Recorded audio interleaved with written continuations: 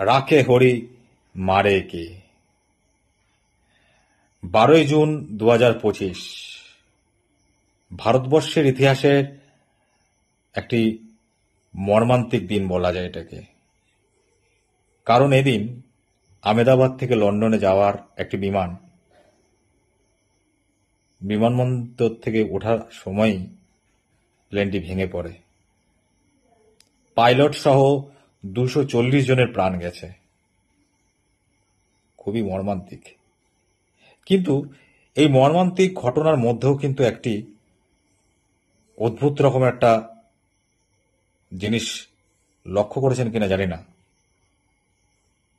বিশ্বাস কুমার রমেশ নামে একজন ব্যক্তি এত বড় একটা বিস্ফোরণের মধ্যেও বেঁচে ফিরেছেন। এটা একটা অদ্ভুত। ওরকম একটা বিস্ফোরণ আমরা টিভিতে দেখেছি, সোশ্যাল মিডিয়াতে দেখেছি কেমন ধরনের বিস্ফোরণটা হয়েছে। তার মধ্যে বেঁচে ফিরলেন বিশ্বাস কুমার রমেশ। এইখানেই পয়েন্টটা। তো ভগবান যার উপর মাথায় হাত রাখে না, কারোর ক্ষমতা নেই তাকে তার জীবন, তার সময়, তার কোনো কিছুই কারোর অধিকার, কারোর সাহস নেই।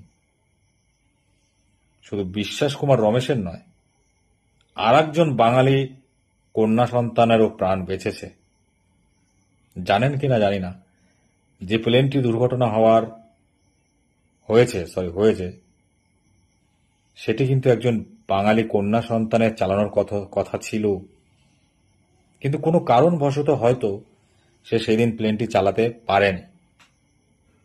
তাহলে ভাবুন, নিয়তি, ভগবান কোনোভাবে হয়তো তাকে আটকে দিয়েছে। হ্যাঁ, যে কয়জন মারা গেছেন খুবই দুঃখজনক, কিন্তু তবু তার মধ্যে কিন্তু এই দুটো ঘটনা কিন্তু কিছু প্রমাণ করে দেয়। তো আমার মতে একটা কথাই বলার, মনে প্রাণে ভগবানকে ডাকুন, সৎভাবে ভগবানকে স্মরণ করুন, দেখবেন আপনার পাশে সব সময় ভগবান আছেন।